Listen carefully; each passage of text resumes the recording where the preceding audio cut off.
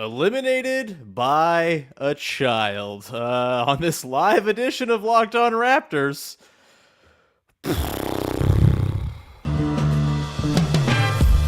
You are Locked On Raptors, your daily Toronto Raptors podcast, part of the Locked On Podcast Network. Your team every day.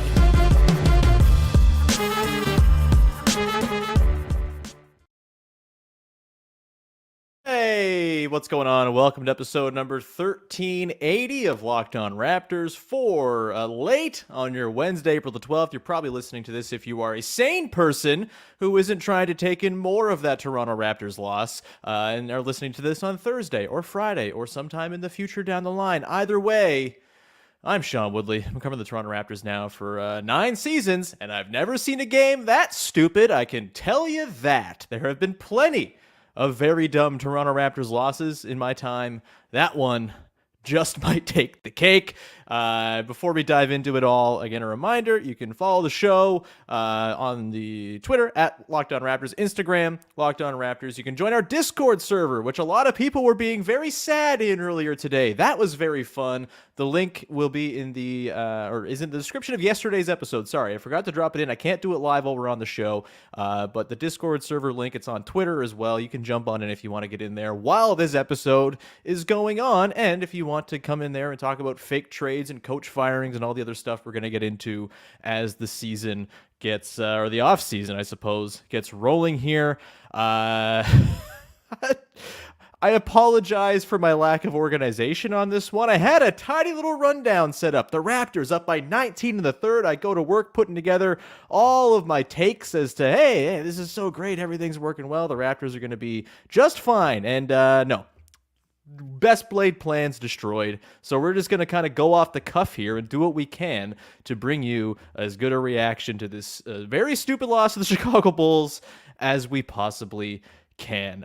Today's show, by the way, is brought to you by our friends over at eBay Motors, a championship team. The Raptors are not that. It's all about each player being a perfect fit. Same with your vehicle. So for parts that fit, head to eBay Motors and look for the green check. Stay in the game with eBay Guaranteed Fit. ebaymotors.com. Let's ride. Eligible items only. Exclusions apply. At the end of the show, we will get into your questions. You got the comments. Drop in some of your questions and all that stuff. I'm not going to get to them right now. I'm just going to kind of get through my takes now, and then we'll get to your questions in the final segment of the show. I also am going to, on the recommendation of one of the folks in the Discord, open some booze. Hey, there we go. Shout out to beer. If you have booze as well, cheers. Let's drink to a really, really terrible Toronto Raptors season and a loss that really kind of sums it all up, man. Where to start here? Where did it all go wrong? They were up 19 in the third, and things were going swimmingly. The Raptors' offense was working beautifully. They were getting every look they wanted. The short roll play from Jakob Poeltl, hitting cutters, hitting three-point shooters. Beautiful. The Raptors were playing inspired Toronto Raptors basketball, and they were doing it without having to lean too hard on all of their gimmicky stuff, right? They weren't, dominating the offensive glass or anything like that. They weren't, destroying the turnover battle. They were just playing really sound basketball on both ends of the floor. Their defense was fantastic, forcing a ton of three-point misses by the Bulls, who would go on to hit more threes than they did. They had 2 threes, I think, in the first half, or were at 2 of 15 at one point. They finished 7 of 26. Ultimately, where I think this game went wrong, first off, it's with the lovely DeMar DeRozan, DeMar DeRozan's daughter, who is apparently a wizard and can keep people, like, imagine Thundersticks had the effect of DeMar DeRozan when it comes to distracting players from hitting free throws. The Raptors go, you probably know the number by now, 18 of 36 in a do-or-die game in which they were very much in control for most of the time. I thought for a long time, they're missing free throws, but it's not going to come back to bother them. They're hitting threes. The Bulls are not. The Raptors are up 19. That's going to be a fun little thing we think about when we think about this play-in Raptors win is, wow, they did it with all of the free throws being missed, apparently because a child is really, really distracting. That said, the screaming was pretty deafening. Still, Ridiculous. Of course, the free throws came back into matter, and you can't miss 18 free throws in a do-or-die game. I was a fool for thinking the these Toronto Raptors, were just going to roll and go wire to wire and win comfortably. That was stupid. Where this game also turned, third quarter, Zach LaVine starts to get that look in his eye. And I was concerned coming into this game. I talked about it, about Zach LaVine. Everyday listeners of the podcast will know. Shout out to the everydayers. We love you. I was talking earlier this week about how I was worried about the Fred matchup. That's why I thought Precious Achiuwa could be really important in this game. And shouts to him. He was the best bench player for the Raptors in this one. Not saying much. We'll talk about that, I'm sure. But really, this was LaVine kind of going off. In that Fred VanVleet matchup, Fred just doesn't have the lateral quickness or really size to do much with LaVine. If he stays in front of him, LaVine can pull up and shoot over him pretty much uncontested. And more often than not, he was getting around him, getting to the rim. And the Raptors didn't have an answer. The thing is, the Raptors do have an answer for a guy like Zach LaVine. It's OG Anunoby. And where was OG Anunoby? Not guarding Zach LaVine. And to me, that was one of the biggest mistakes, biggest flaws in the game plan here. Yes, DeMar DeRozan did not have himself like a dominant game or anything like that. He had 23 points, 10 to 19, pretty solid all told, but like 3 assists. He didn't get to go and do playmaking hell or anything like that, put the Raptors in playmaking hell. He had a couple nice dunks. Great to see for DeMar as well. Always appreciate DeMar's good things that go down for him. I appreciate him, but when it comes to the defensive assignments, when Zach LaVine is torching you for 30 points in the second half, maybe, just maybe, sliding your top 5, top 10 defender on the planet over to guard said guy who was torching you for 30 points and a half, maybe that would be something to look at. But no, they barely did it at all. Scotty Barnes, to his credit, had a couple possessions where he looked pretty good on LaVine, but by the time they made that switch in the fourth, LaVine was on one. He was on a total heater. Like, he got to the line 15 times in this game as well, and he hit his free throws. Good for him. 13 to 15. Very difficult to hit free throws, apparently, but Zach LaVine did it. And yeah, man, I don't understand the not using your best defensive weapon on the other team's best offensive weapon in a do-or-die game, right? Like, I understand in the regular season if you're Nick Nurse wanting to stick to your principles and, you're going to send extra attention to one guy and sort of build your game plan around that, you got to be faster. We've seen Nick Nurse be a good on-the-fly operator within games in the past. Not the case here. Just way too late to make any sort of changes. And then you get down late in this game. And the other big problem here for the Raptors, another thing I really think cost them is, we've been talking about it all season long, so this isn't surprising to anybody, but nothing from the second unit in this game. In a game where Jakob Poeltl was not his best, right? Like, he I think, had some moments. Certainly, he was a big part of the defensive success for the team in the first 2.5 quarters. But offensively, the Bulls really started to figure out the Raptors' interior passing in the second half here. The spacing was pretty clunky, tons of turnovers. And that wasn't just all the Raptors being foolish and sloppy. It was the Bulls really, I think, kind of gearing their game plan like, oh, Pascal Siakam's destroying us with interior passes. The whole Raptors operation is interior pass to death. We're going to just send Patrick Beverley and Alex Caruso in to hawk those passing lanes, get into and mix things up. And they did that wonderfully. Tons of turnovers in the second half. The Raptors 14 turnovers in this game to just 10 for the Chicago Bulls. You lose a turnover battle, you're in trouble if you are the 2023 Toronto Raptors. And all of this led to just a desperate need for some shooting off the bench. And who do you have for shooting off the bench? None other than Gary Trent Jr., a pretty good shooter when he's on one. Many a Gary Trent Jr. heater has saved the Raptors this season. And when he's good, the Raptors are really hard to beat. And like the game on February the 28th, I thought there was some logic. I talked about this again. The everyday listeners know I was talking about the February 28th game and the way the Raptors closed that game. They closed without Jakob Poeltl. Nikola Vucevic pulls you out a little far. They're still very small. Even around Vuce are the Bulls, so you can probably get away with your small ball former starting 5 in that situation. And I thought it was a decent idea to at least look at Gary Trent Jr. Problem was, this was one of the worst games Gary Trent Jr.'s played as a Raptor. It very well could be his last one. 0 of 5 from deep, 1 of 7 from the field. His defense was miserable. He had one possession that stood out, him and Precious Achiuwa forcing a turnover with Pat Williams. But like transition 3 from Zach LaVine late in the game where Gary Trent Jr. is just kind of like, I'm going to just track back here. I'm not so worried about the pull-up 3 from this guy who pulls up all the time and is destroying us from 3 right now. No, I don't need to worry about this. I can kind of fall asleep. And then you go ahead and you have him knock it in. It's just really, really untenable. And so you couldn't close with that spacing, shooting heavy lineup. You had to have Jakob Poeltl in there. They made the very quick switch with Gary, and it was very instantaneous where they went back. And just the lack of stylistic diversity. This was another thing I talked about. Can this team show that their stylistic diversity that they've kind of showed off down the end of the season can be applied to a postseason game, a one-off game like this? And it could not. They had one way to go. It was the starters and nothing else. And once Zach LaVine got that look in his eye and started cooking, they were totally, totally screwed. I'm going to take a sip of alcohol now. You should do the same. We're going to come back on the other side, get into some other stuff from this game. You know, I do want to give some flowers to Pascal Siakam. I know he missed a couple of massive free throws at the end of the game, but everyone was missing free throws. You can't blame him entirely for that. He at least put in a really excellent effort elsewhere on the floor, 32, 9, and 6. We'll talk about Pascal. We'll talk about where things went wrong elsewhere with this game, and then I'll get into some of your questions from the chat. We'll do that in just a sec. But first, I do have to tell you about our friends over at eBay Motors, who are the place to go if you're looking for car parts, baby. For a championship team, it's all about making sure every player is a perfect fit. The Raptors have lots to do and work on in this department. There is no doubt. It's the same when it comes to your vehicle. Every part needs to fit just right. So the next time you need parts and accessories, head to eBay Motors. With eBay Guaranteed Fit, you can be sure every single thing that you need fits right the first time around. Just add your ride to My Garage and look for the green check to know if the part will fit or your money back, because just like in sports, confidence is the name of the game when you shop on eBay Motors. And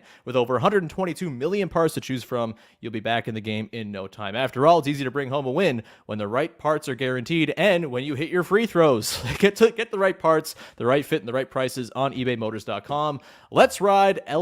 Eligible items only. Exclusions apply. Excuse me while I go take my eBay Motors part-fitted car and drive it into the sea. All right, let's continue on here.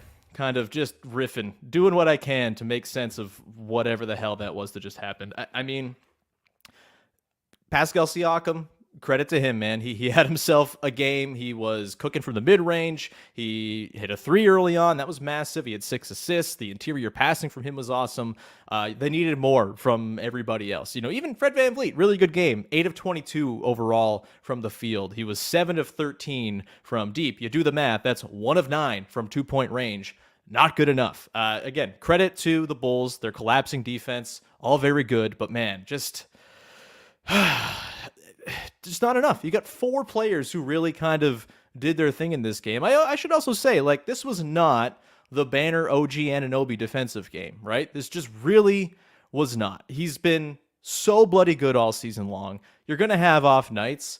He didn't contain DeMar the way he has all season long. DeMar had averaged 14 points a game. The stat I had coming in is the Bulls had scored 101 possessions on the 118 possessions, 101 points on the 118 possessions that OG had guarded DeMar this season. That did not, I don't have the advanced numbers in front of me at the moment, but that did not play out in this game. DeMar had a bit of an easier time.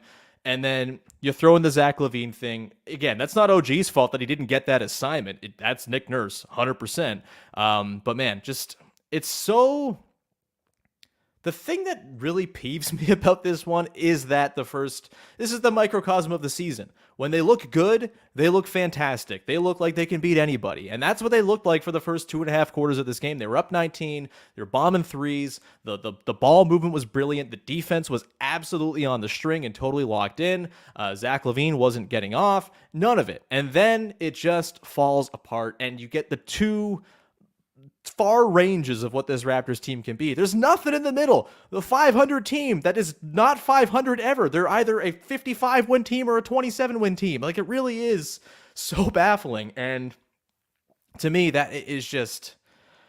It's inexcusable, man. Like, I try to not lose my mind too much, and ultimately, like, it's the play-in. This was not going the distance. They were not going to go make some surprising run and beat Milwaukee. I have talked a lot about how I don't think this game or the play-in, or even if they got to the playoffs, the results there would necessarily have much bearing on my view of the team going into the offseason. I think the last 26 games, far more telling as to what's worth keeping, what's worth taking a look at in terms of changing. But it just to have all of the problems rear their ugly heads once again in this game, the inconsistency of effort, the just the falling up, like, you figured out the formula. It's working, and then they just abandoned it. It's just, more alcohol. How about that? Shout out to Muskoka Brewing. Look, I think this is. I think there's going to be. I know some of the people in the comments are kind of already jumping in on this. I do want to talk about the Siakam and Fred thing, just because they're not the reasons the Raptors lost this game. They're really not. And if you think that they are, I feel like you're kind of pushing like kind of a reductive look at like the team and the way it's built and all of that. Those two guys and Scotty Barnes were really the three dudes who showed up in this one. 19 points, 10 boards, 2 assists, 2 steals for Scotty Barnes. It's those three guys were good. There's just nothing else from the rest of the roster. I don't know what you're supposed to do about that if you're Pascal Siakam or Fred VanVleet. What more could they have done except for hit a couple more free throws, really? Like, and ultimately, just like, I don't know, man. The free throw thing is just so baffling to me. I can't really even wrap my head around it. Was it all DeMar DeRozan that caused it? Was it jitters? Was it like, I can't imagine it was jitters. I can't imagine it was like an uncomfortability with the pressure. Like, Pascal Siakam's been to an NBA Finals before, done just fine. Fred VanVleet been to an NBA Finals before, done just fine. I'm not putting this onto like some sort of feeble, meek-willed team or anything like that. It's just weird, dumb basketball stuff. The problem is you put yourself in the position where dumb basketball stuff happens all the time in a one-off basketball game, because that's what basketball is all about. And this goes to sort of bigger structural problems with the team, right? This goes to the total lack of anything in terms of depth, total lack of three-point shooting on the team, total lack of different ways to play. This is not on Pascal and Fred. This is on all of the sort of structural issues with this team. And we're going to start looking at the changes that are going to come, right? There's going to be a lot. There's going to be, I don't know what those changes are going to look like. I would assume, just based on all the noise and the comments and just the vibe around Nick Nurse, that might be a decision we get word on maybe sooner than later, honestly. Like, that just feels untenable. Maybe that's just the big move. You couple that with, you have a first-round pick. By the way, you lose this game, the first-round pick's a little better for the pick people out there. They're going to have at least a ball or two in the Wemby stakes. That's fun, I suppose. We can get weird on Lotto night and hope not only the Raptors jump up, but they jump up and knock the Mavericks down so they lose their pick, which is also just hilarious. That's a fun thing that could happen now. I think they could pick as high as 11th, as low as 13th at this point. So, there's that sort of, I suppose, silver lining. You get that guy, whoever you draft with that pick, you bring in. Hopefully you get an Otto Porter Jr. back. I mean, maybe that's just like a lost dream, hoping for Otto Porter Jr. and his toe to be reunited. But I think the Raptors are going to bank on that. He's making $6 million. He would be such a massive addition to this bench. Can you imagine closing this game tonight with Otto Porter Jr. instead of Gary Trent Jr.? I'm going to drive myself crazy over the Otto Porter Jr. injury this season for the rest of time. All of the things that really, really burned this team came back to rear their ugly head. The three-point shooting was good. Give them that. 11 of 31. That's great. They started off way hotter than they finished, and that is kind of the deal. 2 of 7 from OG, just not enough when you're getting also an 0 of 5 from Trent. Fred did his best, man. Fred did everything he could in this one. 2 assists shy of a triple-double. You can't really hang this one on Fred whatsoever. It's just all of the deep structural problems that we've seen all season long. And look, I've held off on judging the full extent of the trade deadline and what the Raptors did there until we see whether the Raptors can thread the needle this offseason or not. I think, that's it's an incomplete right now as to what the offseason is going to look like, tied to I think the trade deadline felt like the start of the offseason more than anything else. Shout out to the Bulls fans who were jumping into the comments. I'm very happy for you. The DeMar Kyle game is going to be a blast. I think I'm probably rooting for Kyle in that one, but I'm happy with either outcome probably. Shout out to the Bulls fans. Hope you're happy. I'm not. It's stupid. But anyway, I feel like I'm losing my track. The offseason, there's going to be a lot to be sorted out. And I think now we will start to give you the prompts to send your questions in. I got the comments up here. I'm going to take a quick break, give you a little word on our friends over at FanDuel. And then on the other side, we'll dig into your questions. You let it all out, man. Have some booze. I'm going to have some more booze right now before I go into the break. Shout out Muskoka Brewing, doing a great job helping us through the night. But yeah, get your questions ready. I'm going to come back and take them on the other side, and we will round it out with those as, again, my head is still spinning. I can't believe that happened. Pat Bev MVP. Sure, you could say that. I might go Zach LaVine over Pat Bev, but Pat Bev is the king of the play-in. I guess we have to just bow to the king. Anyway, we'll come back on the other side. Get your questions first. Let me tell you about FanDuel, the #1 sports book in America. Maybe you were smart tonight and you went ahead and bet against the Raptors for the happiness hedge, and you're sitting there not so sad because you're winning some money. Either way, right now is a wonderful time to download FanDuel and get on in there. Not to mention, the Raptors season's over, but the Blue Jays are really good, and baseball season is in full swing, and MLB action's a great thing to go and download the FanDuel Sportsbook app to go get involved with. That's because right now, new customers can step up to the plate with a no-sweat first bet up to $1,000. Just go to FanDuel.com/lockedon, sign up, place your first bet, and get up to $1,000 back in bonus bets if you don't win. So don't miss your chance to get a no-sweat first bet up to $1,000 when you join FanDuel today. Just go to FanDuel.com/lockedon to sign up. FanDuel, official partner of Major League Baseball, and the place where you can go and bet on who the next Raptors coach is going to be when Nick Nurse is eventually shown the door. All right, let's continue on and round out the show with your questions. We got questions. Here is Blue Steel from the Discord, by the way. Join Blue Steel in the Discord. If it's a fun time. But yeah, question from Blue Steel. On a scale of 1 to pain, I'm going to go 1 to 10 for clarity's sake. How painful was this pain? I mean, season. Confusing question. I think it got to the point. Look, I don't think this season... Maybe I'm wrong. This season kind of stunk, right? Like, I tend to have a bit of a sunnier disposition. I know that's kind of the character I've built on the show. I'm the happy-go-lucky, everything is fine guy. But yeah, this season was a letdown in a lot of ways. I do think what we saw after the Jakob-Poeltl trade was genuinely encouraging. They finished the season, 18-12, something like that. They were 23-30 at one point.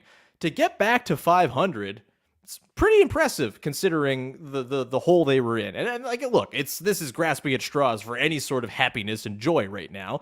This season was hella disappointing. On 1 to 10, this is not the Chris Bosh departure season. That season probably goes down as the worst Raptors season of my lifetime. The Hito Turkoglu signing going awry immediately as he was fatigued in training camp and just like never ever bought in. Chris Bosh gets injured and leaves, and it's all just bad from there. That for me is still probably the worst Raptors season I can recall. I do think 2014-15 was really bad. I don't think we sort of remember that as such a bad season because it started so well. They were like 23-7 early on. Then DeMar gets hurt. Then Kyle burns himself out filling in for DeMar. Then they go into the playoffs totally limping and get swept by the Wizards. I would say that season probably hurts more than this one.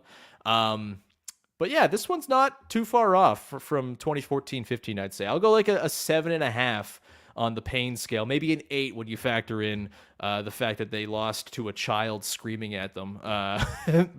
God. More questions. This one also comes from Kelvin, I believe also from the Discord. Jump in the Discord, would you? Not exactly a question, but why is the bench so god-awful? The bench is... bad for a few reasons. One, I think there still needs to be a little bit of development time for some of these guys. Like Precious Achiuwa, I think it was maybe a wrong decision to come into the year thinking, hey, like he is going to be ready right away. Perhaps it was a little bit of fool's gold buying into the back part of last season. And I should probably listen to my own thoughts here because I am usually pretty skeptical when like a guy goes and has like an individual sort of heater late in a season. You know, I think Precious's last year felt more real than say Freddie Gillespie or Kem Birch or Malachi Flynn back in the Tampa season. But yeah, it was maybe too early to sort of pencil in Precious as like a surefire bet to be a very good rotation player. I'm still high on Precious. I think his defense is so bloody good that it doesn't matter. Like I think, not that it doesn't matter, but like his defense is so good that his offense doesn't have to be incredible for him to be out there. And I thought he was effective tonight in his very limited time, but I think there was maybe too much hanging on Precious Achiuwa being like a guy. That's part of it. And this is the front office's, this was the bet they made, right? Going into the offseason, it was, we're going to bet on internal growth. We don't need to do too much to tinker with this team. We won 48 games. Leave well enough alone. We're not in a rush. We got a 20-year-old Scotty Barnes, now 21. And let's just see what happens in the offseason here. Let's see what happens with a summer of development and roll from there. They realized midway through the season, that their bet was wrong and they needed to go get Jakob Poeltl because having a center is valuable. But yeah, I think the Precious hype was a little high. I think, obviously, just the sort of in and out nature of Gary Trent Jr. with the bench. I think had the season, had you played a whole year with Gary Trent Jr. as your sixth man, I feel like he would have been really effective. And we shouldn't let this game cloud the fact that Gary Trent Jr., for the most part this season, was very effective. He bought in. He played off the bench. He got reamed out by Nick Nurse early in the season and really kind of got it together. It was a good Gary Trent Jr. season that ends on the most sour possible note. You bring in Will Barton, and I think like that, it just didn't work. Malachi Flynn, he's never been a good player. I think, the Thad Young thing didn't work for sure. I think Christian Coloco's a year or two away. It's a thing where a lot of talent drained from the title team, and that's just part of it. That's the price you pay to win a championship, and I'll pay that price 1,000 times out of 1,000. But you factor that with drafting Malachi Flynn over Desmond Bain, small little draft losses, things like that. And I think it's just that it compiles. I think the bench not being good enough to support the very good starters. All the numbers suggest the starters were excellent at all times this season, essentially. Maybe not when they were rolling small, but even then, like Pascal, always very good driving positive play. Same with OG, same with Scotty, same with Fred. Those guys drove positive play. Yak drove positive play incredibly well. They just didn't have enough support, and you can't get through an 82-game season in playoffs with 5 or 6 good players every night. You just can't. As far as the bench going into the future, like again, the development from Coloco, I'm pretty high on Coloco. I think Achiuwa will be a year older, year more refined, hopefully next season as well. We'll see with Gary Trent Jr. whether he's back or not. Again, I mentioned Otto. Like I think there's a way to reconstruct this bench kind of on the fly here, but they didn't have the time to do it this year, and that really, really cost them. Another question here from Gorbush asking, did anyone even make significant progress this season? That's a good question. I think on the whole, Scotty Barnes was better this season than I think he maybe gets credit for. He was asked to play a lot of different roles, wear a lot of different hats, and he eventually excelled in basically all of them. It just took time, right? There was the lull after the Yak trade where he kind of looked at a place back on the wing after finding his role as the roll man, essentially. During January, it was his best month of the season. I think his defense took some pretty significant strides as well this season. I would say this was, on the whole, a positive season of growth for Scotty. I also think this was like incredible OG stuff all year long. The last game, not so much, but this was a really great OG season. He turned into an absolute, we already knew he was an absolute demon defensively, but like the world seems to know it now.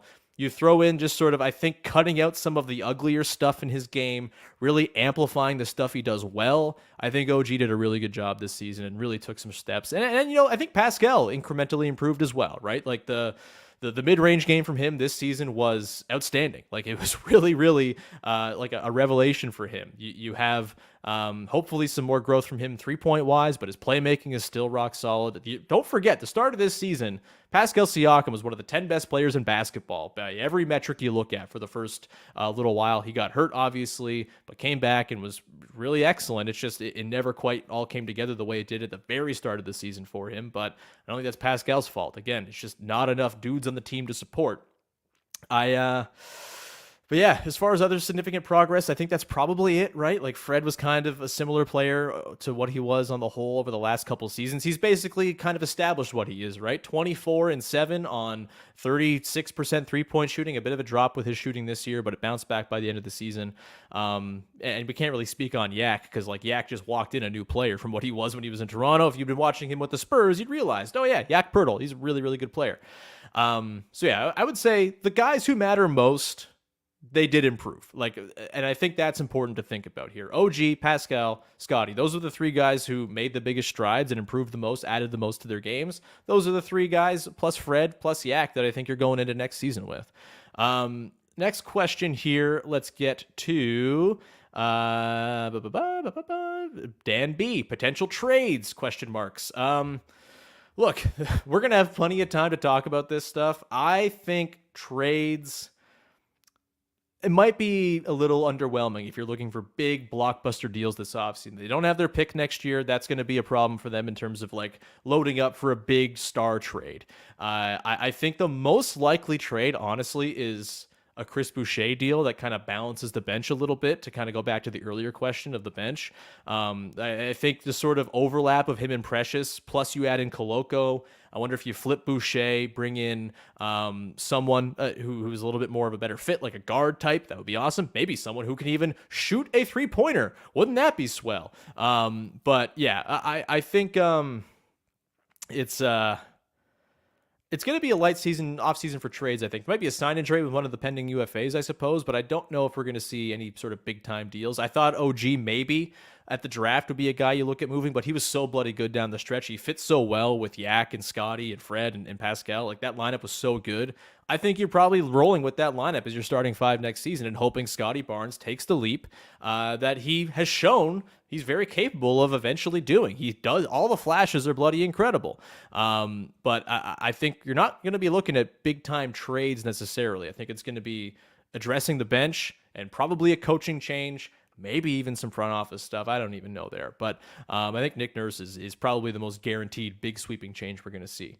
A couple questions regarding development. I like these questions, and we'll probably wrap it on these unless like a couple more good ones come in here. Apologies to those who I missed it's kind of a fast rolling chat here. But so Duncan Simpson, do you think their developmental hubris the Raptors have warranted based on sorry, I'm having a hard time reading this question out. Essentially, this question ties into the depletion of the bench mob. Is it tied to developmental hubris by the Raptors? I do think part of it is thinking, hey, we can just draft 6'9" guys who can't shoot and teach them to shoot and be skilled basketball players. I think we've seen with Delano Banton. You can't just do that. Like, it's a hard thing to just teach guys how to be more skilled.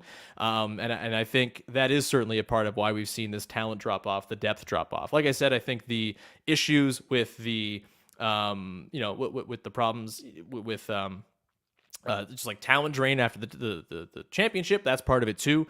But yeah, just I don't know. You throw in as well the other question here from Devin Turner. Do you think the connection with the 905 has diminished? Would that explain the development issues too? I think a little bit. I think, you have different coaches cycle in there. Maybe some are better than others. I can't speak to who are better than whom. I think the lack of talent kind of going down there is probably a big part of it as well. It really seems like it all kind of fractured during that COVID season where they're in Tampa and they have like a 10-game G League showcase. There's not really a connection there. It could be that they just need to get better players down there. But yeah, it does feel like there's been a bit of a sort of separation of 905 and the Raptors. And I would like to see that connection sort of reestablished. We'll see. That's a good question. But this other question here, a couple more we'll run through because why not? ESPS, I'll get to ESP's question. That'll be my last one. I'll answer Joshua J's here first. What does Scotty taking the leap mean for this team? Him being the number one option, can that happen behind Fred and Siakam? Yes, I think that can happen behind Fred and Siakam. Does it happen next year? I don't know, but I think you start to hand the keys over slowly to Scotty. We saw it this year. Like, those three guys, as far as just like touches per game, Fred led because he's a point guard. Point guards have lots of touches, but Scotty and Pascal were not far off in terms of total touches per game and their involvement in what the Raptors were doing. Specifically after the Yaka-Pirtle trade, those three guys were the hubs of the offense. And here's the thing, you got to have more than one guy who can create offense for you. You got to have multiple ways that you can create. And I think having Fred, Scotty, and Pascal is a pretty good spot to be. And it gets way better if Scotty just does take that leap. Here's the thing, Pascal Siakam, incredible. He is probably not the best player on a championship team. I don't think that's a hot take. I think I've said it a million times on this show. The everydayers will know. It's just the reality. There are 7 to 10 players in the league who are the best player on a championship team who can be that, and Pascal's not one of them. That's perfectly fine. Just because you don't have the number one guy doesn't mean you just ship off the number 2 guy into the sun because you don't have the number 1 guy yet.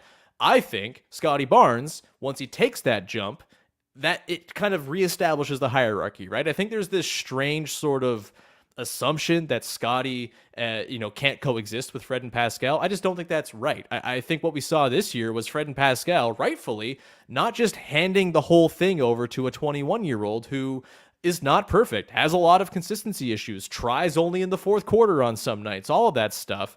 I think Scotty will get more consistent. I think he'll get more reliable and dependable. And as that happens, he doesn't need Fred and Pascal's permission to take games over, because when he decides to, it all just kind of happens and everything flows through him, because that's the kind of force Scotty Barnes can be. And I think Pascal and Fred can play wonderfully off that. I think Pascal and Scotty, the fit there is so slept on. The way that they work off of one another, the interior passing, we saw it tonight, like a gorgeous dribble handoff with the two that led to a Scotty dunk or a Scotty layup, just like a straight line drive. Those two guys put a lot of pressure on defenses. I think, obviously, the shooting's got to uptick. You really, really need Pascal probably to really kind of hone in and become a reliable three-point shooter the way he was for stretches of this year.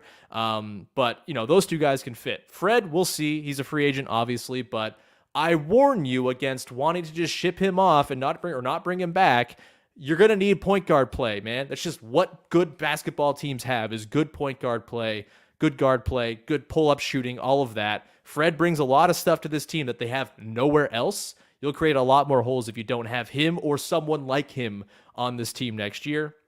So unless there's an upgrade out there to be had, I think Fred has got to be back. And I think those three guys, there's a good team you can build there. Can you build a championship team with that? Maybe not. But can you build a good enough team that you're in the conversation every year, one move away from becoming legit? 100% you can. Let's get one more question here. Yes, that's it. ESP, we will close on this question. It kind of feels like we switched to a more conventional offense this season, and the bench just couldn't fit it. Guys like Gary, Boucher, and Precious benefited a lot from the chaotic style of play. I would agree. After Yak arrived, they got a lot more traditional with the way they played offense, and I think Gary can fit in that, because Gary, I think, did a good job of kind of not being too much of a sort of commandeering force in the offense. Like, he kind of just did his own thing, and he did his catch and shoot stuff. He stepped in when he would be run off the line, hit his mid-range jumpers, that type of stuff. But he didn't take over unnecessarily more often than not. When it came to Boucher and Precious, I do wonder if there's maybe just a little too much overlap with those guys, and that's why I look at Boucher maybe being a guy you moved this offseason for a sort of need-for-need trade with another team. A guy I've thrown out there is TJ McConnell with the Pacers. If you could do like a Boucher-McConnell swap, just kind of balance the bench a little bit, maybe that's a way to look at it. Either way, I think just traditional offense, conventional offense requires three-point shooting. The Raptors didn't have enough of that. Precious shot 25%. Boucher shot okay for stretches. He was not terribly reliable start to finish. He had hot pockets of the year. Gary, I think, had a pretty reliable three-point shooting season. But in a modern NBA offense, you got to be able to shoot.